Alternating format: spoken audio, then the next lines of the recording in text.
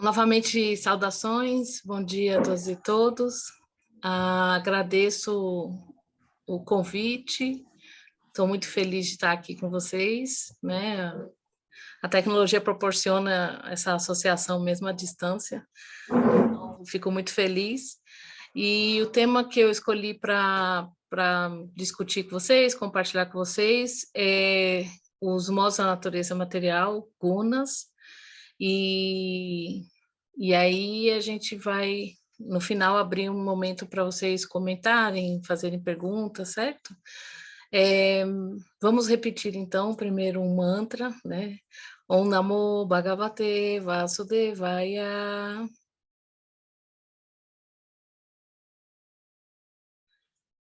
Om Namo Bhagavate Vasudevaya. Om Namo Bhagavate Vasudevaya.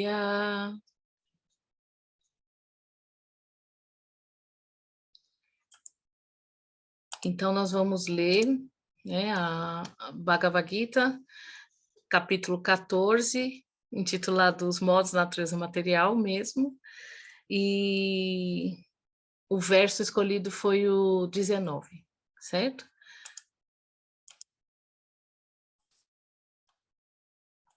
Então, vamos ler o verso primeiramente. Nanyam gunebhya kartaram yada drashta nupashati gunebhyascha param veti madbhavanso jigachati. Vou repetir mais uma vez. Nanyam gunebhya kartaram yada drashta nupashati gunebhyascha param veti madbhavanso digachati. Alguém gostaria de ler? Aí, se alguém puder abrir o microfone, para eu também ouvir. Bom, eu acho que você pode continuar, porque aí a pessoa teria que vir aqui para perto do notebook e talvez não dê para ler direito na TV. Ah, entendi. Tá bom, não tem problema não. Então, vamos ver então agora palavra por palavra. Repitam aí, por favor. Na, nenhum. Anyam, outro. Gunebhya, do que as qualidades. Kartaram, o executor. Yada, quando. Drashta, um vidente. Anupashati, vê corretamente. Gunebhya, aos modos da natureza. Cha, e. Param, transcendental. Veti, conhece. Matbhavan, a minha natureza espiritual. Sa, ele. Adigachati, é promovido. Então, agora a tradução e significado por sua divina graça, Srila Prabhupada. A tradução é: quando alguém vê corretamente que em todas as atividades o único agente que está em ação são estes modos da natureza, e quando conhece o Senhor Supremo, que é transcendental a todos esses modos, ele então alcança minha natureza espiritual. Repitam, por favor. Quando alguém vê corretamente que em todas as atividades o único agente que está em ação são estes modos da natureza. E quando conhece o Senhor Supremo, quando conhece o Senhor Supremo, que é transcendental a todos esses modos, que é transcendental a todos esses modos, ele então alcança minha natureza espiritual. ele então alcança a minha natureza espiritual. Então, o significado: podemos transcender todas as atividades dos modos da natureza material, só por obter a divina compreensão transmitida pelas almas qualificadas. O verdadeiro mestre espiritual é Krishna, e ele está dando este conhecimento espiritual a Arjuna. De modo semelhante, é com aqueles que estão em plena consciência de Krishna que se deve aprender esta ciência das atividades relacionadas com os modos da natureza. Senão, nossa vida seguirá um rumo errado. Através da instrução transmitida pelo mestre espiritual genuíno, o ser vivo pode conhecer sua posição espiritual, seu corpo material, seus sentidos, seu aprisionamento e sua posição sob o encanto dos modos da natureza material. Nas garras destes modos, ele fica desamparado, mas quando consegue ver sua verdadeira posição, ele então pode alcançar a plataforma transcendental, pois tem como objetivo a vida espiritual. De fato, este ser vivo não é o autor das diferentes atividades. Ele é forçado a agir porque está situado numa determinada espécie de corpo, conduzido por algum modo específico da natureza material. Enquanto não receber a ajuda de uma autoridade espiritual, ele não poderá compreender em que posição está situado de fato. Com a associação de um mestre espiritual genuíno, ele pode ver sua verdadeira posição e, com essa compreensão, pode se fixar em plena consciência de Krishna. Um homem em consciência de Krishna não se deixa controlar pelo encanto dos modos da natureza material. Já se declarou no 7º capítulo que alguém que se tenha rendido a Krishna se livra das atividades da natureza material. Para quem é capaz de ver tudo no seu devido lugar, a influência da natureza material cessa gradualmente. Vou ver se ele volta, repetir o verso para a gente. Opa, ele está indo para frente. Um minutinho. Aqui. O verso novamente: quando alguém vê corretamente que em todas as atividades o único agente que está em ação são estes modos da natureza, e quando conhece o Senhor Supremo, que é transcendental a todos esses modos, ele alcança a minha natureza espiritual. Vou prestar meus respeitos ao meu mestre espiritual. Namo Vishnu Om Gyana Timirandasya Gyana Jana Shalakaya Chakshurum Militan Gyana Tasmai Shri Gurave Namaha. Namo Vishnu Padaya Krishna Prestaya Bhutale Shrimate Haridayananda Goswami Namine. Namo Vishnu Padaya Krishna Prestaya Bhutale Shrimate Bhaktivedanta Namine. Namaste Saraswati Devi Gauravan Prachane Nivisheshunyavadi Paschyatyadi Shatarine. Então, nós temos aqui eu escolhi um verso que está praticamente no meio do capítulo, porque o capítulo ele trata dos modos da natureza material. Ele é um capítulo todo dedicado a isso.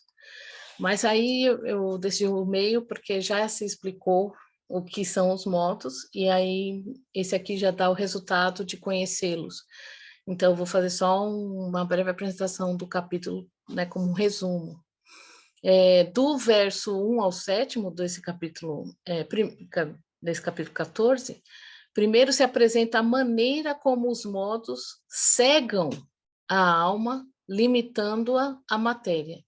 Então, no significado, Srila Prabhupada vai falar sobre isso na medida em que diz que nós não sabemos a nossa posição correta, nós não temos conhecimento sobre nossa natureza e a natureza do mundo e como elas se relacionam, então você precisa ter acesso ao conhecimento para que você saiba a sua posição correta. E quem faz isso é o mestre espiritual. Então, isso está, né, o verso 1 ao 7 desse capítulo, então explica a maneira como o nosso conhecimento é velado, como nós recebemos um véu que cobre os olhos e não um véu de Maia, ilusão, que não nos permite entender a nossa natureza, a natureza do mundo, que inclui os modos da natureza. Do 8 ao 13, é apresentada a maneira como os modos competem entre si e como podemos escolher o modo. Então, a palavra aqui hoje vai ser escolha. Porque se a gente lê o verso diz assim, sabendo que os modos são o verdadeiro agente que faz a ação, e sabendo que Krishna é a pessoa suprema e o controlador dos modos, a pessoa pode se libertar. Então, se são os modos que agem, qual o nosso papel nessa dinâmica? E aí, o nosso papel nessa dinâmica está exatamente no termo escolha. Então, depende da escolha que fazemos, para que possamos mediar o controle dos modos. E aí a frase da nossa conversa aqui hoje é: diga-me com que modo andas e te direi como és e como serás. Então a frase da aula hoje é essa: diga-me com que modo andas e eu te direi como és e como serás. E aí, do verso 14 ao 18, há uma apresentação dos modos e do ciclo de transmigração da alma. Por isso que a frase é: e eu te direi como és e como serás, porque os modos, eles têm uma função específica em determinar a próxima vida. A nossa varna, né, a nossa ocupação dármica depende dos modos. E a gente vai falar mais um pouquinho depois sobre isso. Então, do verso 14 ao 18, se explica, então, que os modos influenciam na transmigração da alma e influencia de forma progressiva, ou seja, avançando nos modos e até avançando, talvez, no lugar, indo para planetas celestiais e tudo mais, ou retroativa, voltando nos modos, ou ainda até o reino animal. Isso está, então, no 18 ao 14. E aí, na parte que a gente está, que é do 19 e aí vai até o 27, se explica como transcender os modos, falando de características internas e comportamento externo. E aí é isso que é o nosso foco. Esse capítulo 14, ele é muito importante, porque a gente tem o conhecimento dos modos, e aí, lá no primeiro verso desse capítulo, Prabhupada fala o seguinte: o Senhor Supremo afirma que o conhecimento explicado neste capítulo é superior ao conhecimento até agora transmitido nos outros capítulos. Ora, no segundo capítulo tem um resumo da Bhagavad Gita. Aí a gente já viu Karma Yoga, e aí Prabhupada começa o capítulo dizendo que o Senhor Supremo, Shri Krishna, afirma que o conhecimento sobre os modos da natureza é superior a tudo que já foi apresentado, inclusive sobre Krishna, porque Krishna se apresenta, né, no capítulo 10, 11 e 12. E aí a gente tem que entender isso. Por que conhecer os modos é um conhecimento superior a conhecer a própria personalidade de Deus? Prabhupada continua: compreendendo este conhecimento, vários grandes sábios alcançaram a perfeição e foram transferidos para o mundo espiritual. O Senhor dá aqui uma explicação ainda melhor do mesmo conhecimento. Este conhecimento é muitíssimo superior a todos os outros processos de conhecimento explicados até agora. E compreendendo, muitas pessoas alcançaram a perfeição. Logo, espera-se que quem compreender este 14º capítulo alcançará a perfeição. Aí eu vou explicar um pouco por que esse conhecimento é superior. Mas, assim, uma das chaves de compreensão para isso é que, ao compreender os modos, você classifica, inclusive, o conhecimento. O conhecimento se apresenta na bondade, na paixão ou na escuridão, ou ignorância, como se costuma falar. Então, assim, até o próprio conhecimento. Então, eu vejo por esse caminho de que, para nós alcançarmos a perfeição, temos que compreender que é o próprio conhecimento, que é o caminho da perfeição, se classifica de acordo com os modos, para você poder adquirir o conhecimento correto. Porque se você não conseguir alcançar ou adquirir o conhecimento superior e o conhecimento da forma correta, você não avança. Então, por isso que esse conhecimento ele é superior ao outro conhecimento, porque depende dele para você adquirir o conhecimento da forma correta e o conhecimento correto. E aí tem um verso da Bhagavad Gita, que é o 2, o segundo do capítulo, que Krishna está dizendo: fixando-se neste conhecimento, a pessoa pode alcançar uma natureza transcendental igual à minha, ou seja, ter um corpo igual de Krishna, estar no mundo espiritual igualmente a Krishna.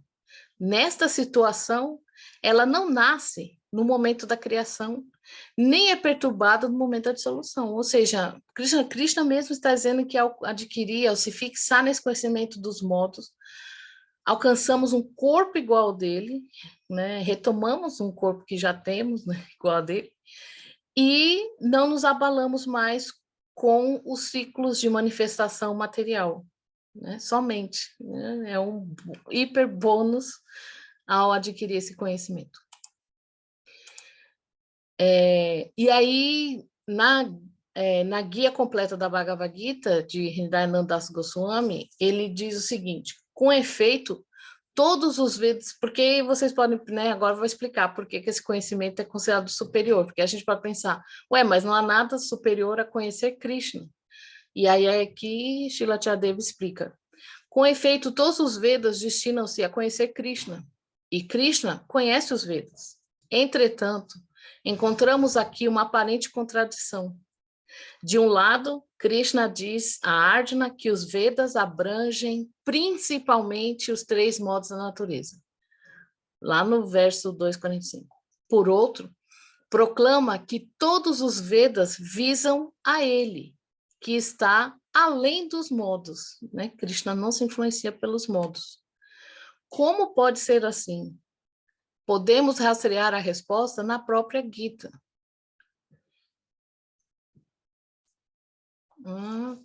Ok. Consideramos essas afirmações da Bhagavad Gita. 13:24. Aquele que conhece espírito e matéria, inclusive os modos, não renasce. Quem vê que os modos fomentam todas as ações humanas e vê o que está além dos modos, atinge a natureza do próprio Krishna, que é o verso que a gente está lendo. E o próximo: ao transcender estes modos, o indivíduo fica livre das misérias subjacentes ao nascimento, morte e velhice, e desfruta da imortalidade, que é o próximo verso. Assim, levando-se tudo em conta, tudo em consideração, os Vedas nos conduzem através dos modos da natureza. Mas o objetivo último é transcender esses modos e conhecer Krishna, que está além deles. Então, é como se conhecer os modos da natureza material fosse o nosso GPS para nós chegarmos a Krishna.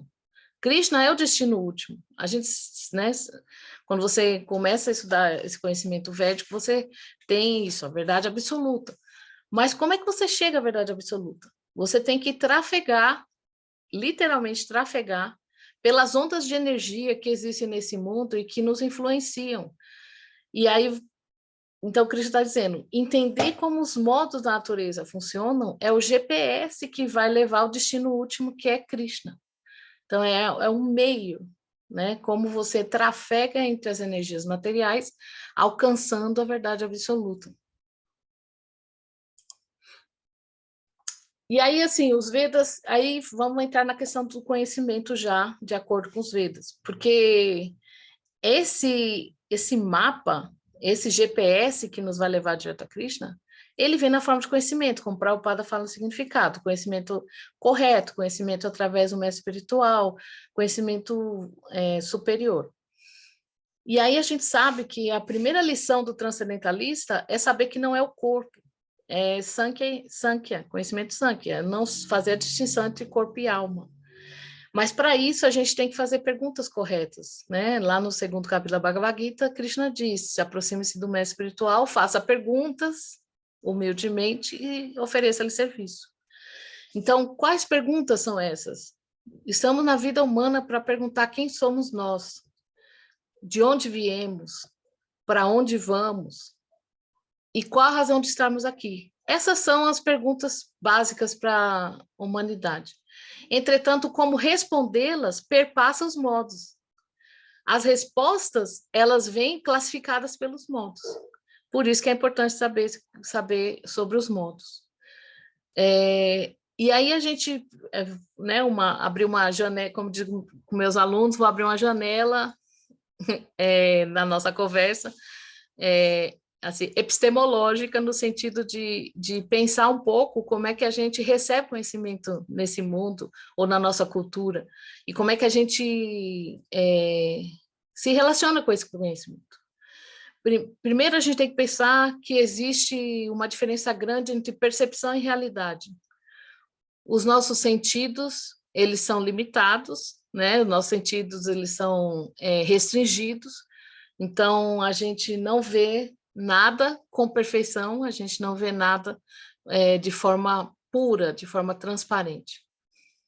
E aí a gente tem que pensar assim, ó, os paradigmas da ciência em relação à matéria e sua influência sobre a nossa compreensão e percepção são errados. Então, porque a ciência diz assim: através do empirismo, do experimento, da observação, nós adquirimos conhecimento. Como? Se os nossos olhos são limitados, eu tenho que usar óculos. Para ver algo mais detidamente, eu preciso do microscópio, né? Para ver dentro do nosso corpo, a gente precisa de raio-x, tomografia, ultrassom. Então, como que né, os nossos... A metodologia científica, ela não é perfeita, ela não é... E ela influencia a nossa visão de mundo. Principalmente, e aí nós vamos falar muito de energia, né? Matéria como algo, a lição básica da ciência no Ocidente, na era moderna, a matéria é algo concreto, inerte, estável. Ou seja, eu tento passar minha mão pela mesa, pela cadeira, minha mão não passa, porque a matéria é dura, a matéria é concreta, a matéria ela é inerte, ela está parada, e ela é estável, né? Ela não se move, ela está parada ali. Só que, na realidade, a matéria é dinâmica, vazia e mutável. Aí eu falei assim, como assim? A matéria não é dinâmica, a matéria não é vazia, a matéria não é mutável. Como não? Como assim, né? Isso é totalmente diferente do que a gente aprende na escola. É porque nós somos iludidos, né? Maya. Os estudos quânticos hoje, eles já estão a um ponto de dizer o seguinte: o átomo, que é a menor partícula de matéria, é vazia, é vazio. Então, assim, com microscópios gigantescos, conseguiram ampliar um átomo ao máximo e olharam dentro do átomo. E o que eles acharam? A comparação, a analogia é a seguinte: é como se fosse um campo de futebol, como se fosse o Maracanã, é o átomo. Conseguiram ampliar o átomo até o tamanho equivalente ao Maracanã. O núcleo do átomo é uma melancia no meio do campo. Só isso. Entendam isso. A dimensão, o átomo né, o campo do Maracanã e a melancia é o núcleo. E o que tem entre o núcleo e as bordas, o núcleo e o resto? Nada. Ué, como assim? Como não tem nada? Então, o átomo é vazio? É, o átomo é vazio. Mas por que que as coisas são concretas? Por que que eu não atravesso a mão na cadeira, na mesa, no meu corpo? O que que faz com que isso seja concreto? Maia, porque os elétrons, que são as partículas que orbitam dentro do átomo, elas são pequenas também, tamanho da bola de futebol. Só que elas estão em movimento. Aí a ciência acertou nisso. Energia é força em movimento. Então, da mesma forma que quando eu olho um ventilador desligado, e aí eu vejo a hélice e o espaço, hélice e o vazio. Aí, quando eu ligo o ventilador acelera as hélices e eu vejo uma esfera, eu vejo um círculo fechado. E se eu tentar pôr a mão ali, minha mão não vai passar. Eu vou machucar a minha mão, porque naquele momento, devido ao movimento, aquilo parece concreto, aquilo parece estável, aquilo parece um ciclo fechado. Essa é a realidade da matéria. A matéria é dinâmica, ela está em constante movimento e ela é mutável, porque esse movimento é kala, é tempo, é próprio Senhor Krishna. E esse movimento vai levar à decomposição, né? Vai levar ao fim. Então, tudo acaba, porque está em movimento. Se não estivesse em movimento, talvez fosse durável, mas não está. Mas se estivesse parado, talvez durasse eternamente. Mas não é a realidade desse mundo. Tudo está em movimento o tempo todo. E com isso tem o efeito do tempo e com isso se decompõe. Então, olha como a nossa ciência ela é equivocada, né? Com exceção da física quântica, que chegou a essa conclusão. Então, eu quero que vocês entendam para a nossa discussão de que tudo é energia. Tudo é energia. E energia tem, por definição, ser dinâmica, estar sempre em movimento e sob a influência do tempo, certo? Aí vou dar um exemplo para vocês de como a nossa percepção ela é equivocada, limitada, né? Como nós estamos realmente sob influência de Maia e que os nossos sentidos nesse corpo, na era atual, são completamente limitados e por isso dependemos do mestre espiritual, por isso dependemos do conhecimento de uma fonte fidedigna.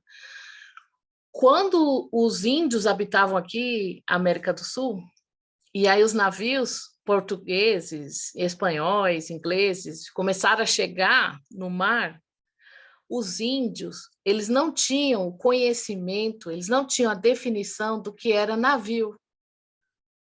Entendam? Eles nunca tinham visto navio, então eles não tinham a imagem, eles não tinham a imagem cognitiva, a imagem cerebral de um navio. Então, eles não viam os navios. Eles não enxergavam os navios. Quem viu os primeiros navios foram os pajés, que são os brahmanas, né, dos indígenas, que têm maior conhecimento. E aí os pajés avisaram a população indígena, olha no horizonte, está chegando alguma coisa. E eles, como assim? Não estou vendo nada. E aí o pajé tinha que descrever o navio para eles aprenderem o que era o navio. E através de conhecer o navio, eles conseguiam, então, enxergar o navio. Agora, coloquemos essa analogia em nossa situação. Somos almas eternas, espirituais, dotadas de conhecimento, porém, estamos com um corpo material que filtra nossa percepção do mundo. E aí nós não percebemos alma, não percebemos vida eterna, conhecimento absoluto, verdade absoluta, porque não temos esse conhecimento. E aí vem o mestre espiritual e nos dá o caminho, nos dá o conhecimento. A partir daí nós podemos entender essa realidade, porque até então ela não faz parte do nosso repertório cognitivo. Então nós só entendemos aquilo que nos é apresentado, que nos é explicado, certo? E aí, Só para, né, preencher mais ainda essa informação, as mesmas redes neurais, né, as mesmas redes do nosso cérebro são responsáveis pela visão e pela memória. Ou seja, é normal que a gente não veja, não enxergue, não imagine aquilo que a gente não viu antes, porque a memória e os neurônios responsáveis pela visão são os mesmos. 2, 400 bilhões de bits, né, uma quantificação de informação são captados por nós, mas a gente só consegue processar 2.000. De 400 bilhões, a gente só processa 2.000.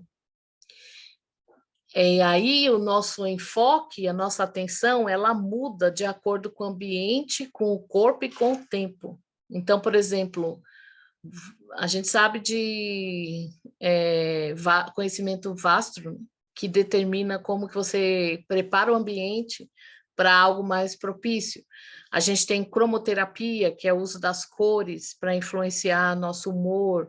A gente tem aromaterapia para influenciar nossas emoções, nossa saúde, nossa percepção. Então, nós somos completamente influenciáveis pelo ambiente, pelo corpo e pelo tempo. Aí onde a gente vai com isso? Então, com nossas limitações, a gente precisa usar a inteligência, e a inteligência, ela se classifica pelos modos, e aí tem que ser a inteligência mais benéfica. Como assim a mais benéfica? Ora, a gente tem duas definições de conhecimento na Bhagavad Gita. A gente tem Jnana, que é o conhecimento abrangente, o conhecimento visão de mundo, é o the big picture, né? É olhar o todo. E nós temos Buddhi, que é a inteligência analítica, a distintiva. E é Buddhi que é responsável por nossa visão binária, ou seja, que a gente usa para classificar as coisas como certo e errado, bem ou mal, moral e imoral. E essas duas inteligências, elas se complementam, mas as duas, elas se classificam de acordo com os modos. Então, você tem conhecimento de acordo com os modos no capítulo 18. No verso 20, Krishna diz, você deve compreender que está no modo da bondade aquele conhecimento com o qual se percebe uma só natureza espiritual em todas as entidades vivas, embora ela se apresente sob inúmeras formas, né? É a unidade na diversidade. Tudo é alma, mas temporariamente em corpos distintos. Esse é conhecimento no modo da bondade, é Jnana. Você vê a visão total. Mas o conhecimento se classifica de acordo com os modos.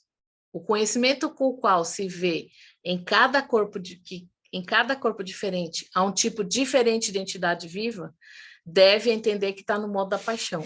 Então, quando eu acho que uma pessoa, de acordo com o gênero, é diferente, de acordo com a sua etnia, a sua cor da pele, ela é diferente, quando eu acho que ela, numa profissão específica, ela é diferente, quando eu começo a criar distinções a partir de aspectos externos, a partir de aspectos temporários e materiais, eu estou agindo com Jnana no modo da paixão.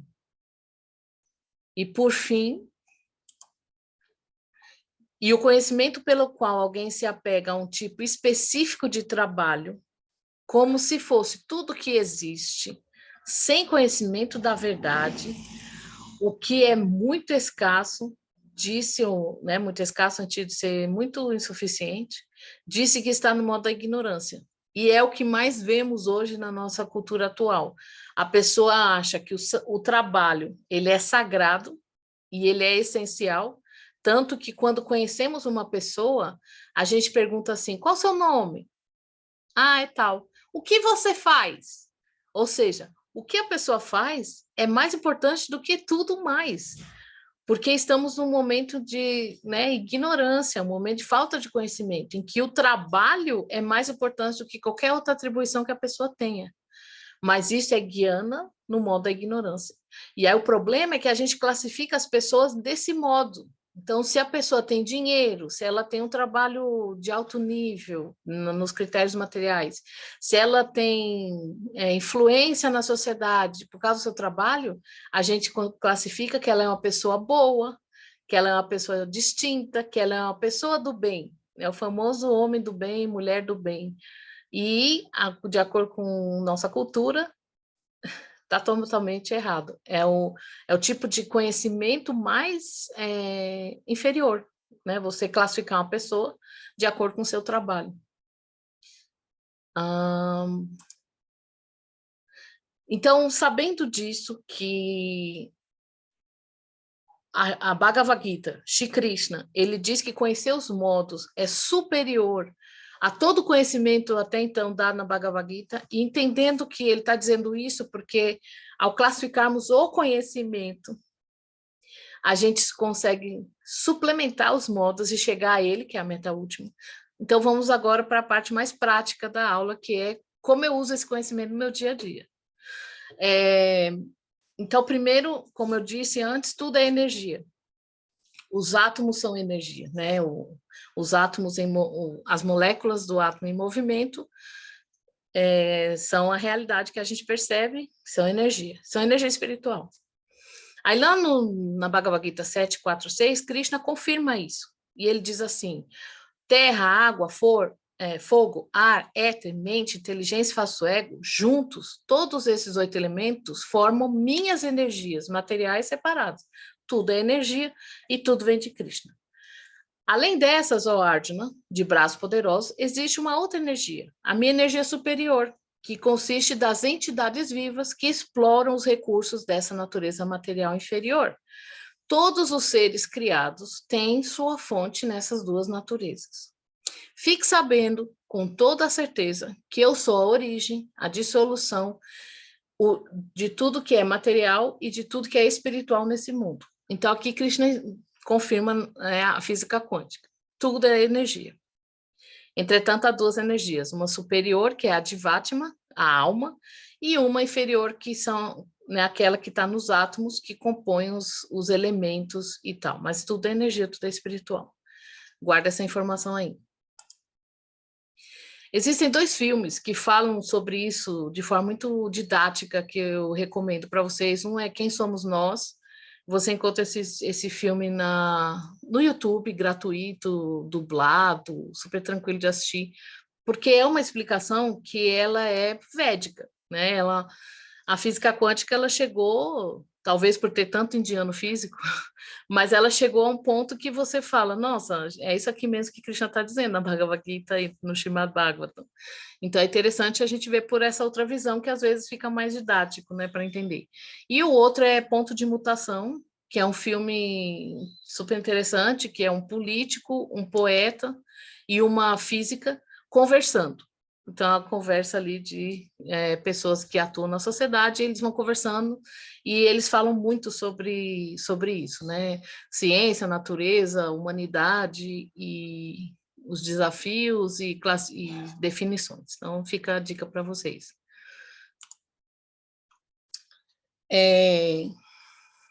Como que essa energia, os modos da natureza material e toda a energia, tudo energia, inclusive os modos, como que isso se relaciona com Krishna? É tudo uma dança cósmica. Porque a gente tem que entender o seguinte, Krishna disse ali no capítulo 7, que a energia material inferior e superior vem dele, mas a gente tem que saber que vem especificamente de Radharani. Então, Krishna, ele é Purusha, e Radharani é Prakriti. Krishna é a pessoa suprema e Radharani é a energia interna de Krishna, que se expande em energia externa, em energia inferior, material, como ele explicou no 7, ali no capítulo 7 que eu li. Então, na realidade, o que a gente tem é a dança da raça, a dança de Krishna, em nível atômico, porque você tem Balarama, que se expande na força da gravidade, que ele se expande em Vishnu, e de Vishnu ele expande, né, a criação se expande de Vishnu. E Radharani é a molécula do átomo, né? Essas moléculas que compõem o átomo, e a Jivatma, que é a alma que vai, junto com Paramatma, animar os corpos. Então, o corpo só é vivo porque existe uma partícula de Radharani e uma partícula de Krishna. Porque você tem Paramatma e você tem Jivatma. E o átomo é essa expansão de Balarama, que nos chega através de Vishnu, e a matéria, os elementos que vêm de Radharani. Ou seja, é tudo a expansão cósmica da dança da raça. É tudo energia. E eu acho super interessante a gente ver como que isso aparece na natureza, nas formas espirais. Então, você tem as Shalagramshilas, que são essas formas espirais, né, dentro da pedra. Você tem as galáxias, que são espirais. E no mundo vegetal, você também tem isso. Então, é como se fosse um reflexo. A Srila Charadeva, ele diz muito que reflexo do mundo espiritual significa exatamente isso, um reflexo. É uma cópia, é uma imagem refletida, ou seja, você vê, você consegue aprender sobre o mundo espiritual através do mundo material, é um reflexo. Entretanto, falta o quê? Substância. Por isso que a gente não pode ficar apegado à matéria, porque ela, a gente vai ver aqui, ela tem sentidos opostos, né? A gente tem Satitananda e aqui a gente tem Gunas, que são é o espelho. Eu vou explicar isso agorinha. Então, agora as gunas, finalmente, né? As gunas, guna significa literalmente corda, e gunas, elas nos amarram literalmente a esse mundo. Você tem a imagem, né, de fantoche, né, dessas, né, energias que, como diz o verso 19 que a gente está lendo, são o agente da ação. São as cordas que nos amarram e nos fazem agir. São 3, sattva, que a gente costuma traduzir como bondade, rajas, como paixão, e tamas, como ignorância, ou, como Srila Charadeva traduz, escuridão. São energias, né? Vamos lá, tudo é energia. E aí você tem a qualificação de cada uma delas, né? Sattva. Sattva é... Primeiro a gente tem que pensar assim, no mundo material, a gente também tem coisas que são tricromáticas, como as cores. São baseados em 3, né? E aí a gente entende como que as cores influenciam várias questões. Por exemplo, quem trabalha com psicologia e publicidade sabe que amarelo, por exemplo, dá apetite. E vermelho é a cor que estimula o desejo, né? O desejo de possuir, de ter e tal. Por isso que muitos restaurantes fazem o seu logo com vermelho e amarelo. Isso não é à toa, isso vem dessas energias, né? Vem do Triguna, né? Vem de Sattva, Rajas e Tamas. Porque Sattva, Rajas e Tamas, como energia, qualificam as coisas, né? Elas dão qualidades às coisas.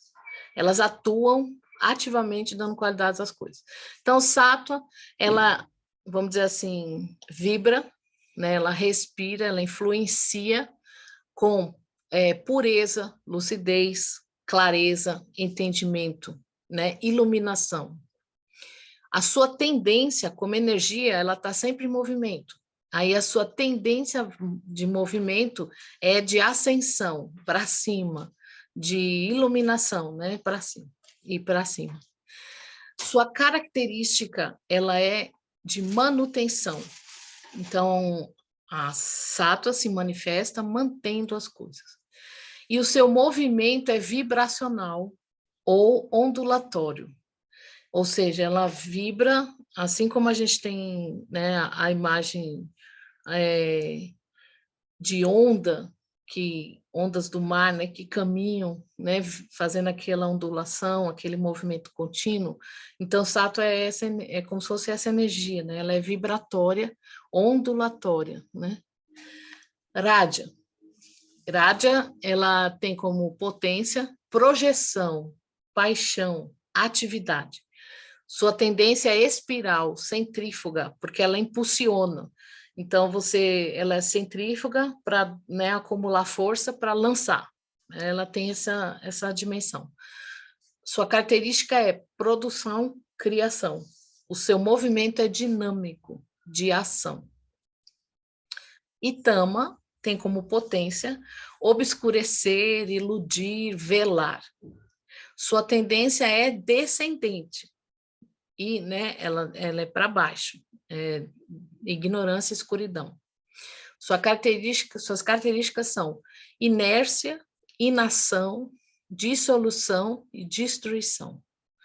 Ela é o oposto de Sattva. Iraja é o meio termo, né? O meio das duas.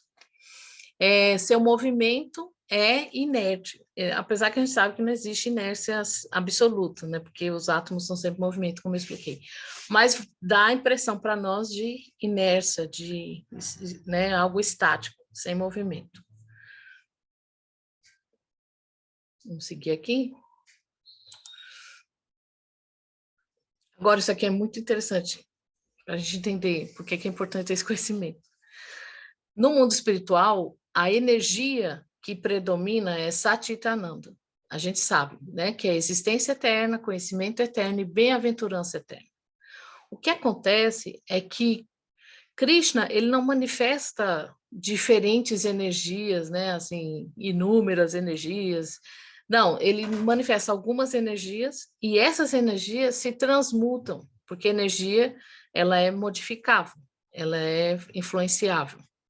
Então, o que acontece? As mesmas energias atuam em diferentes planos, só que aí de acordo com o plano que ela está. Então, essa energia Satchitananda, ela desce, é como se ela descesse, assim como o Balarama desce com Vishnu, Radharani desce como essas energias. E aí, quando ela entra em contato com o tempo, porque a única distinção dessas energias é o fator tempo, Kala. Quando ela entra aqui nesse plano, ela se transmuta em Sattva, Rajas e Tamas. Então, olha por que Krishna diz que conhecer os modos, as gunas, é mais importante do que conhecer ele mesmo, porque a gente entende tudo sobre a manifestação material temporária, sobre um plano espiritual, porque são as energias que constituem esses planos. Então, Satchitananda é o modo espiritual eterno de Sattva, Rajas e Tamas. A única diferença entre elas é que Satchitananda é estado puro e Sattva, Rajas e Gunas, Sattva, Rajas e Tamas é o impuro, por causa do tempo, a influência tempo. E aí são representadas com esses triângulos porque elas dão a forma de um yantra, que é esse aqui. Esse yantra é uma imagem geralmente geométrica sagrada, né? Assim como um mantra, você Om, né? Clean, são mantras que têm efeito vibratório, porque são sons. Os yantras, eles têm influência visual, porque eles são imagem. Então, por exemplo, se você for fazer um sacrifício de fogo, você faz essa imagem aqui, 2 triângulos invertidos, né, um sobre o outro, sobrepostos, e aí você faz uma flor de lótus e dentro você escreve um mantra clean, que é Radha Krishna, é o Bidya Mantra de Radha Krishna. O que significa isso na ritualística? É que o ritual, ele une os mundos. Então, eu trago Satchitananda e trago o mundo material, Sattva, Rajas e Tamas. E crio um universo como se fosse paralelo, né? Um hiato, em que ali na arena sacrificial, eu estou no mundo material, mas estou evocando, criando, manifestando o mundo espiritual. Então, é essa junção, é a mesma energia, porém em 2 estados, porém em 2 dimensões, porém pura e sob a influência do tempo, que se unem para criar um espaço sagrado. Certo? Aí a gente tem a questão de que, como energia, elas são sempre em movimento. E aí vocês têm, né, essa imagem aqui, que você tem Sátua é acima, porque ela é reveladora. Prabhupada, ele costuma dizer que Sátua, bondade, ela é bondade e ela é espiritual, quase espiritual. Quando ele quer falar que bondade se purifica, é espiritual, ele diz bondade pura. Então, Prabhupada, ele faz essa distinção. Bondade, que é material ainda, e quando ela se purifica, quando é no serviço devocional, quando é relacionada a Krishna, quando é com conhecimento, instrução do Guru, aí é bondade pura, que seria o ideal. E aí abaixo você tem Rajas e Tamas, e aí você tem esse movimento como um pêndulo, né? Em que nós fazemos tudo. Então nós ficamos assim, Rajas, Tamas, Rajas e Tamas. Só que o ideal é que a gente fique o máximo possível em Sattva, né? O máximo possível em Sattva. Lembrando que é tudo movimento que a gente sempre vai passar pelas gunas, mas tem que ter uma predominante. E aí, gunas em relação à mente, né? No modo da bondade, o corpo, a mente e o espírito são equilibrados. Um coopera para o bem do outro. Então, você tem manutenção, você tem o corpo beneficia a mente beneficia a alma beneficia a mente beneficia o corpo. Né? Manutenção, estabilidade, equilíbrio. Em Rajas, o corpo serve à mente, mas a mente mente. A mente fala mentiras e não ajuda ao espírito. Então, você tem a ruptura, né? Rajas é estritamente material.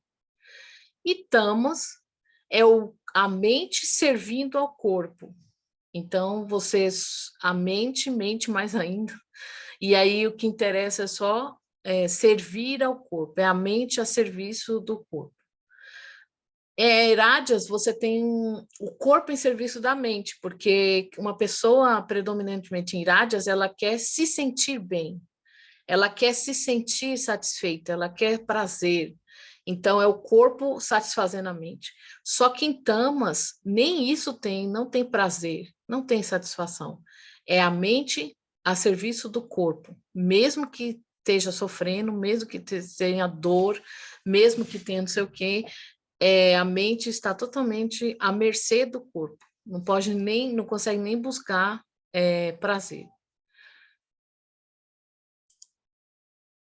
As gunas e as emoções. Não sei se vocês conhecem esse filme, que chama Divertidamente, 2015. E ele faz uma ideia muito interessante, porque é a história de uma criança que ela tem a mente controlada por essas personagens aqui. E cada uma representa uma emoção. Então, você tem medo, tristeza, desgosto, nojo, né? Ira e alegria. E aí elas têm um painel, essas personagens no cérebro da criança tem um painel que elas apertam botões para controlar o comportamento da criança. E é igualzinho a noção de gunas, que a gente, né, como diz o verso, nós somos subjugados pelas gunas, que são agentes que controlam nossas emoções, como fantoches. É muito interessante. E eu coloquei aqui embaixo, né? A produção ou escassez de hormônios ou químicas, né? Então, nós ficamos à mercê da química do nosso cérebro, né? Serotonina, oxitocina, endorfinas, para sentir prazer ou não. E então, nós somos, né, subjugados pelas emoções, né? E aí, o ideal é sempre, a bondade é sempre o equilíbrio. Aqui a imagem, né? Como funciona. Gunas e humor. Bom, de acordo com a classificação, o estado de sonolência, inércia, letargia é gunas, predominantemente tamas, ou escuridão. A atividade baseada em ganho, em produção, em acúmulo, né, em avanço material, é baseado em rajas. E a autossatisfação, a paz, a tranquilidade, se satisfazer com pouco, se satisfazer com contato com a natureza, é sattva, a bondade. Gunas e alimentação. Alimentos vivos, com prana, frutas, prontos pela própria natureza, os grãos, os cereais, as verduras, as saladas, né, os legumes, tudo isso é modo da bondade. As comidas apimentadas, ácidas, os fast foods, alto em tempero, açúcar, alto sal, alto picante, é no modo da paixão. E alimentos em decomposição, alimentos de origem animal, porque não tem mais prana, não tem mais vida, né? Aí é modo da ignorância. E aí você tem os efeitos, né? A gente tem sempre que lembrar a característica da guna. Então, bondade é manutenção, então os alimentos são, no modo da bondade, são aqueles que visam a manutenção do corpo, a manutenção da saúde, a manutenção da vida. No modo da paixão, você tem os alimentos que são só para língua. Então, ele satisfaz a língua e do pescoço para baixo é miséria, né? É tipo fritura, satisfaz a língua na hora, aí quando desce para o estômago vem azia, refluxo, né? Então, assim, modo da paixão, ele satisfaz até a língua, aí daqui para baixo é miséria, é a característica do modo da paixão. E do modo da ignorância, aí você tem o efeito correlativo, né? Porque os alimentos do modo da paixão, eles vão dar o quê? Aceleramento do coração, colesterol, baixo fluxo na corrente sanguínea, quer dizer, a pressão alta, é tudo compatível com a guna, que é a guna que age, né? Então, ela vai como se fosse qualificando tudo como decorrência. Então, é como se fosse a contaminação, vai, né? E no modo da ignorância, são alimentos que não vêm da vida e não vão da vida, né? Eles são alimentos que vêm mortos e vão predominar, né? E, como diz, resultado zero, influência benéfica zero. Gunas e ambientação. Deixa eu ver se eu pulei. Não. Ambientes que são limpos, organizados, atrativos, calmam a mente, ajudam no bom humor, são ambientes no modo da bondade. Ambientes cheios, confusos, cheios de coisa, muita informação, muitas cores, né? Coisas pelo caminho, obstáculos, etc., é modo da paixão. E ambientes que têm coisas que não funcionam, sujeira, pouca claridade, né? Assim, que não tem utilidade, né? O espaço não é útil, é modo da escuridão ou da ignorância. Então, notem que nós podemos organizar a nossa vida em tudo, roupa, vestimenta, alimentação, ambientação, tudo mais de acordo com as gunas. Gunas e o tempo livre. Esportes radicais que aceleram a adrenalina, que, né, fazem você sentir aquele pico de emoção, de química e tudo mais, é modo da paixão. São bons, mas em pequenas doses, né, medicinais.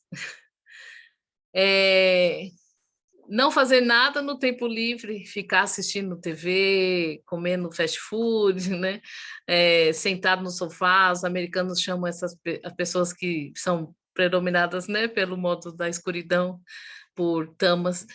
Os americanos têm um termo que é couch potato, que é a batata de sofá. A pessoa fica plantada ali no sofá, só inerte, só letárgico, só recebendo, né, informações inúteis de fora.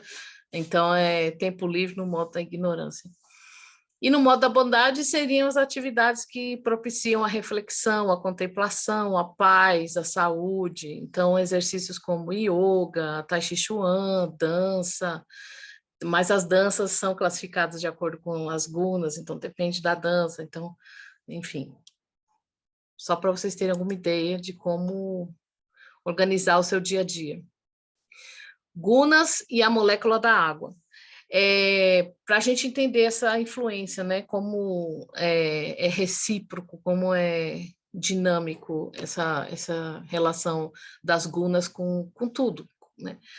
Esse doutor Masaru Emoto, um japonês, ele fez esse experimento, ele pegou moléculas de água, e aí ele expunha a água a diferentes coisas.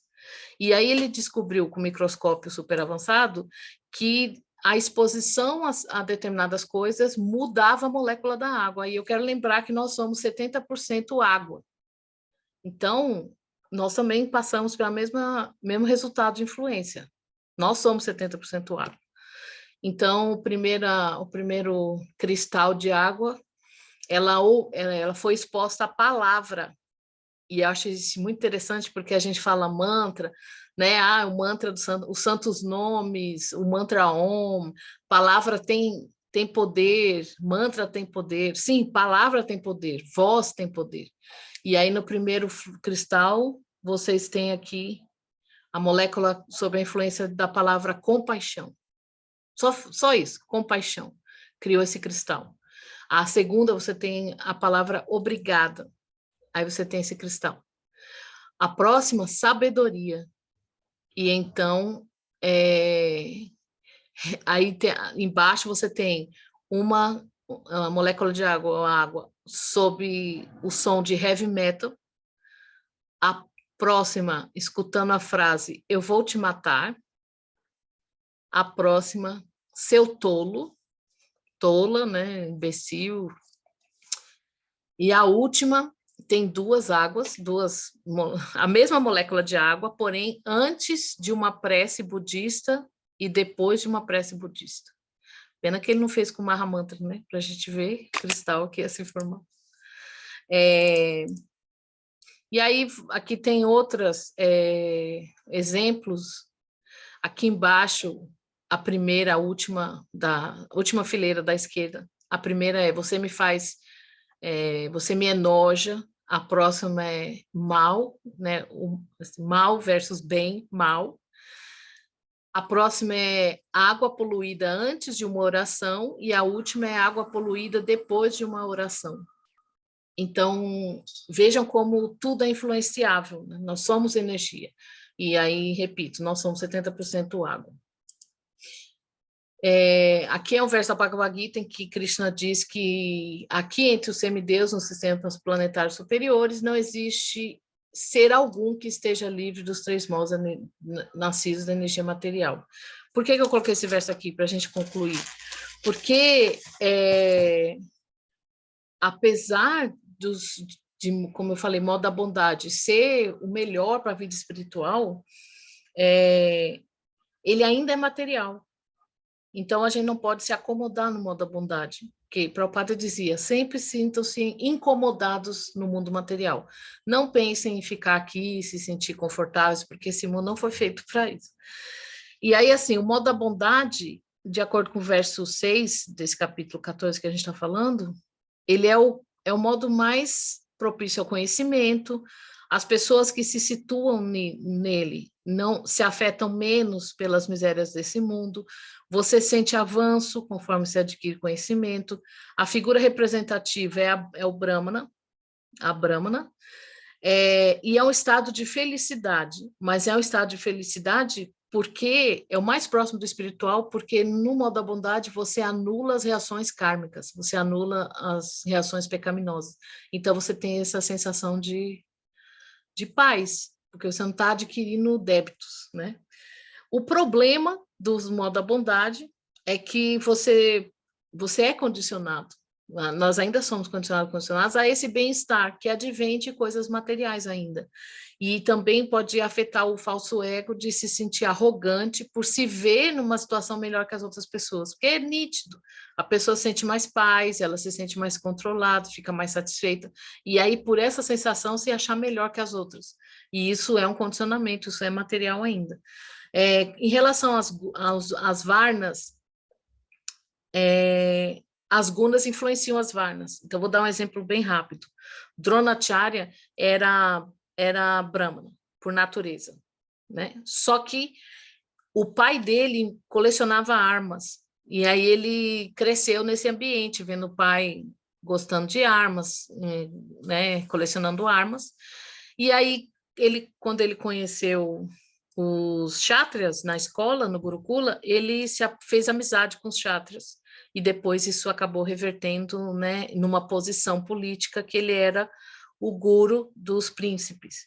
E aí é um brahmana que deveria ter como predominância o modo da bondade, mas que se influenciou pelo modo da paixão e agia como kshatriya. Isso é considerado uma deturpação da natureza individual, do dharma, do swadharma, da natureza individual. E aí ele teve reações por isso.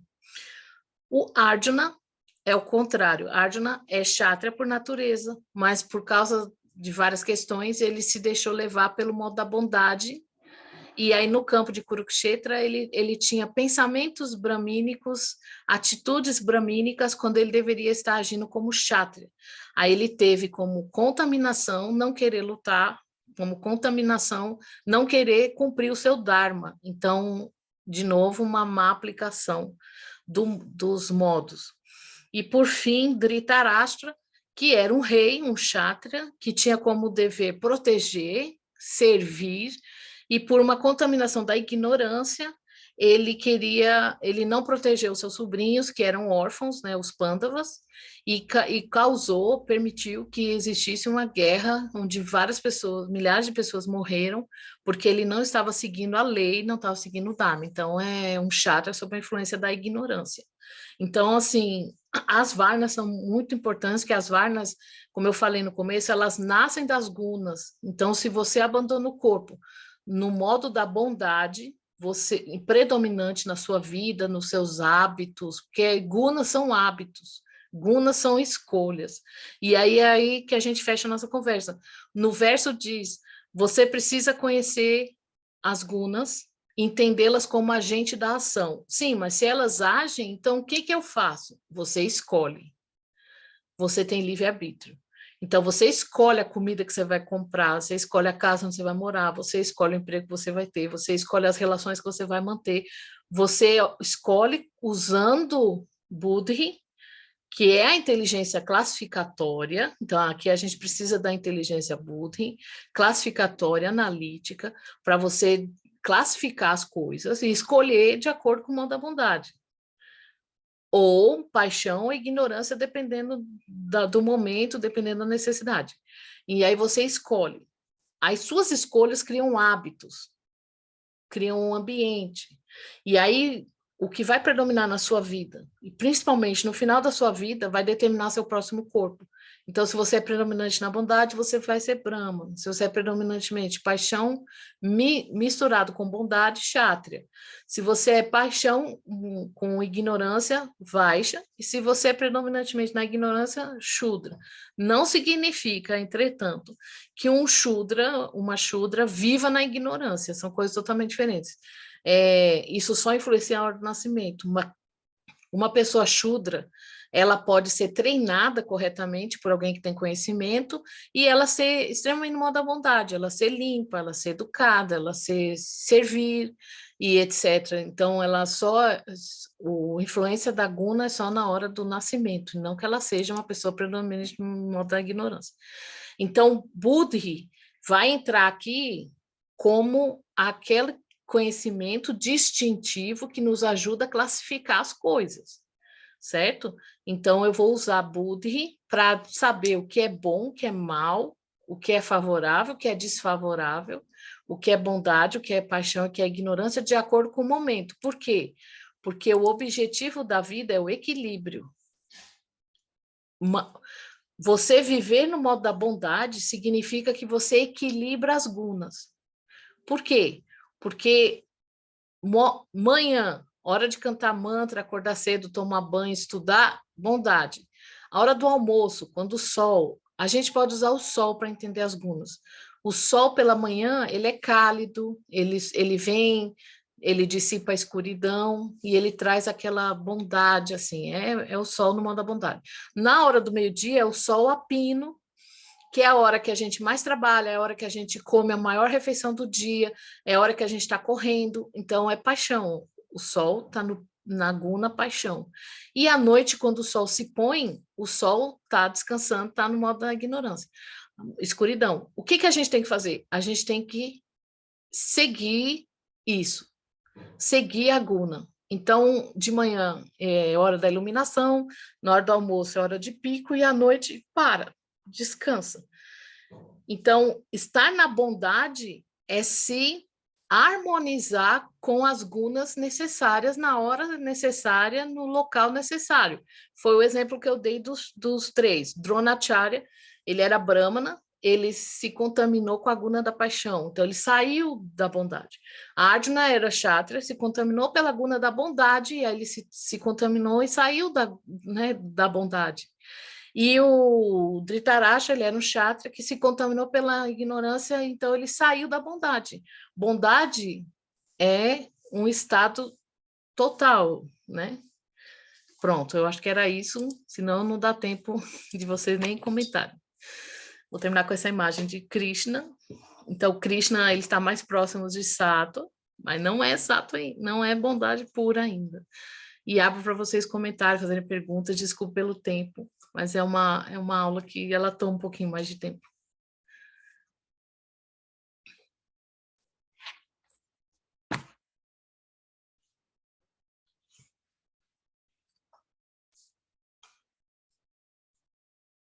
Não estou ouvindo você, acho que... abre o microfone. Pronto, agora tu me escuta? Tô ouvindo. Gratidão pela aula maravilhosa, muita informação bacana. Não sei como é, a gente já está aqui 11h54, né? Foi assim, bastante tempo, mas foi muito intenso, né? As informações. Se eu voltei aqui até agora, vocês têm gostaria de fazer comentários?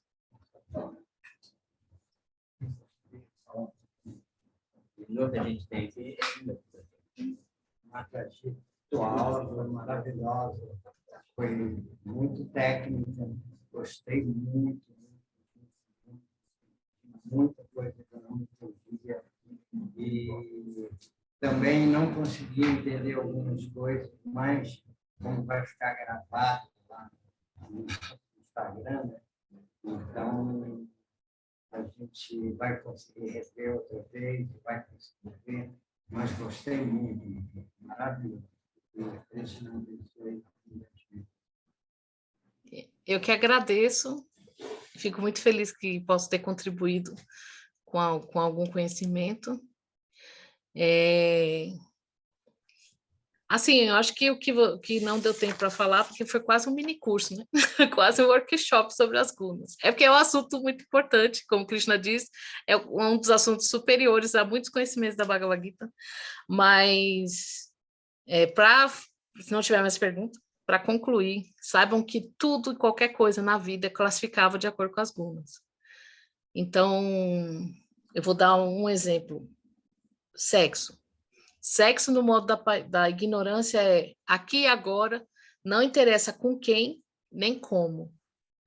No modo da paixão.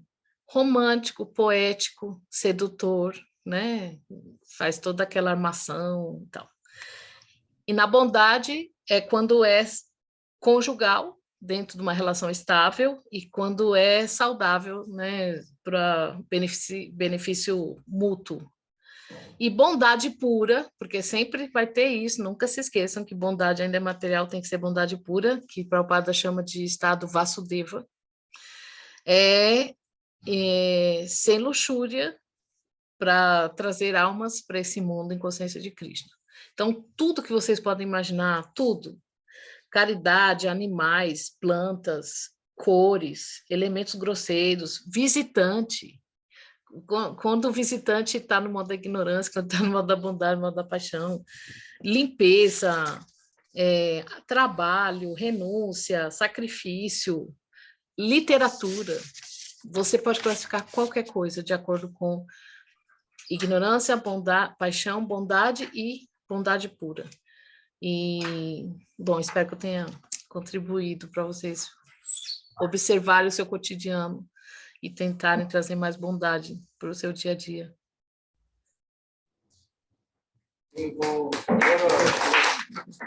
E aí? Todas as glórias a Srila Prabhupada. Sim, todas as glórias devotas e devotas reunidas. Ótimo. Tem um ótimo programa aí, eu sei que vocês vão continuar. Obrigada mesmo, reverências. Varete, e se você quiser, está convidada a participar, caso não, você tem seus compromissos, a gente vai continuar aqui sim. E foi muito bom estar com você hoje, certamente a gente vai retornar o convite em breve. Jai, obrigada, Prabhu. Hare Krishna. Um abraço a todos e todas.